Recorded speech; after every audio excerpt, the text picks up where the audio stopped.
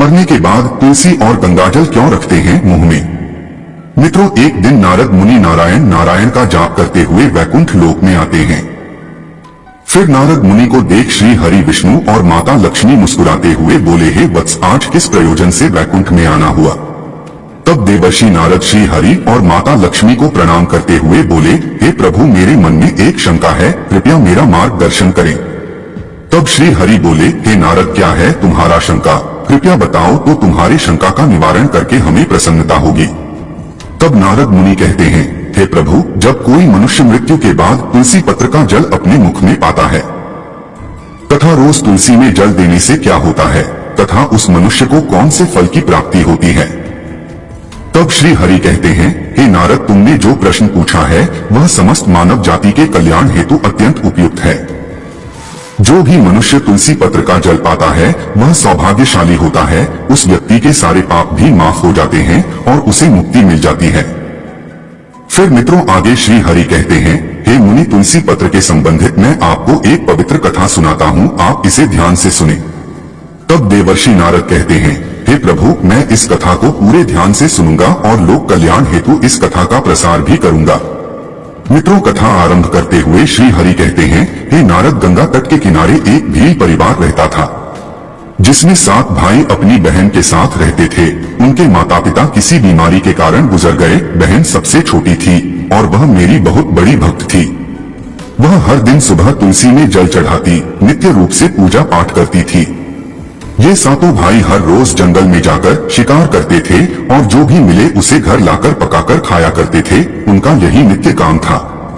और बहन घर के काम करके भाइयों की सेवा करती थी, उनके लिए खाना बनाती थी। फिर एक दिन उसका हाथ एक छुरी के कारण मछली को काटते हुए कट गया।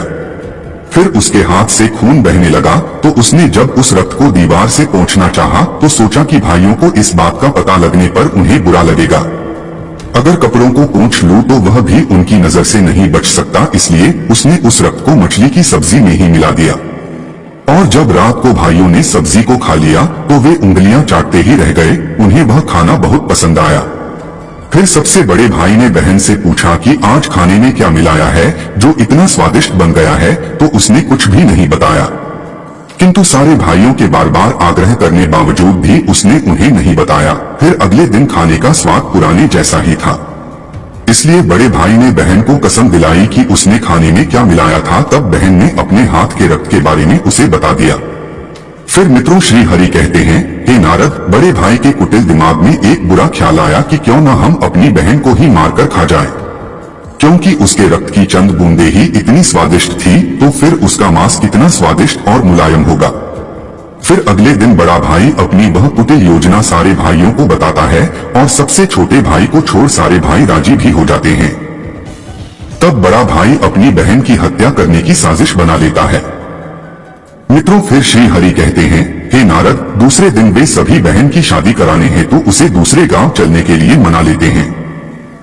फिर वे सभी अपनी बहन के साथ रास्ते की एक छोटी गुफा में ले जाकर उसे बांध देते हैं और उस पर बाणों से वार करना शुरू कर देते हैं। तभी उस स्त्री ने मन ही मन ईश्वर की प्रार्थना करते हुए कहा कि हे प्रभु, अब आप ही मेरी रक्षा करें। तब एक चमत्कार हो जाता है। सबसे बड़ा भाई बाण तो चलाता है लेकिन वह निशाना चूक जाता है। उसका निशाना बार बार चूक जाता है। फिर दूसरे भाई भी एक एक करके बाण चलाते हैं, फिर भी उन सभी का निशाना चूक ही जाता है। अंत में सबसे छोटे भाई को बाण चलाने को कहते हैं, किंतु वह मना कर देता है।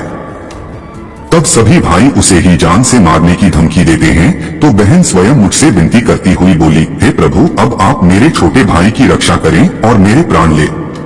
ऐसा कहते ही सबसे छोटे भाई का बाण बिना निशाने के ही बहन के सीने को भेद जाता है। तब वे सारे 6 भाई अपनी ही सगी बहन को काटकर पकाते हैं और आपस में परोसते हैं और अंत में सबसे छोटे भाई को उसका सिर खाने को देते हैं। वह अत्यंत दुखी होकर मन ही मन बहुत रोता है और उसने अपनी कपड़ों में एक मछली का टुकड़ा छुपा के रखा था, तो उसने उसी मछली को ही खाने में मिलाकर खा लिया। खाते समय उसने अपने पात्र के नीचे एक छोटा सा गड्ढा खोदकर उसमें अपनी बहन के सिर और हाथ पैर के टुकड़े डाल दिए। फिर वे सब वहां से चले जाते हैं। फिर श्री हरि कहते हैं, हे नारद, दूसरे दिन छोटा भाई उसी जगह पर आकर एक बांस का पेड़ अपनी बहन की याद में लगा देता है और उसे रोजाना पानी देता है। इसी तरह कुछ दिन बीत जाने के बाद एक साधु उस बांस के पास मल मूत्र त्यागने हेतु जाते हैं तो वहां से आवाज आती है, हे साधु महाराज, आप इस जगह मल का त्याग ना करें। तभी वह साधु आश्चर्य से एक बांस के टुकड़े को काटकर अपने साथ रखते हैं और उसकी एक बांसुरी बना लेते हैं। जब भी वह साधु बांसुरी बजाता तो उसमें से एक स्त्री की सुंदर गाती हुई आवाज आती थी। वह तपस्वी उसी बांसुरी को बजाते हुए अपना जीवन यापन करने लगे। कुछ समय बीतने के बाद वे साधु उसी बड़े भाई के घर गए तो वह बांसुरी बजने के अलावा वह कहने लगी कि इसी दुष्ट ने मेरी हत्या की है। ऐसा सुनते ही घर से बड़ा भाई भागते हुए आया और उसने उस साधु को अपने द्वार से आगे भगाया।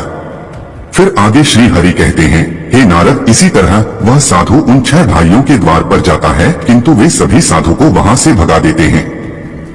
साधु को तब कुछ हद तक यह बात समझ में आ जाती है कि जिस स्त्री की आत्मा इस बांसुरी में रहती है उसका इन लोगों के साथ जरूर कुछ नाता होगा, किंतु बेचारा साधु उन सभी के साथ कुछ भी नहीं कर सकता था। इसलिए वह फिर अंत में 7वें भाई के द्वार पर जाता है।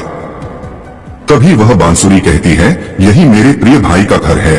मित्रों, फिर जब घर में बैठे दुखी भाई को अपनी बहन की पुकार सुनाई दी तो वह भागते हुए घर से बाहर आता है, किंतु देखने पर वह देखता है कि एक साधु बांसुरी लेकर द्वार पर खड़ा है। तो साधु ने उस भाई को बताया कि यह आवाज इस बांसुरी से आई है।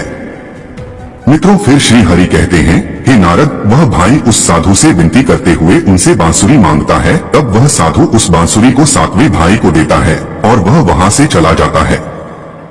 फिर वह भाई भी अपनी बहन की आवाज वाली बांसुरी बजाता है तो वह उसे कहती है, हे भाई, मुझे पता है कि तुम मुझसे बहुत प्रेम करते हो, किंतु मेरी मुक्ति के लिए तुम हर दिन घर की तुलसी में जल चढ़ाओ तथा भगवान श्री हरि की पूजा पाठ और नित्य सेवा करो।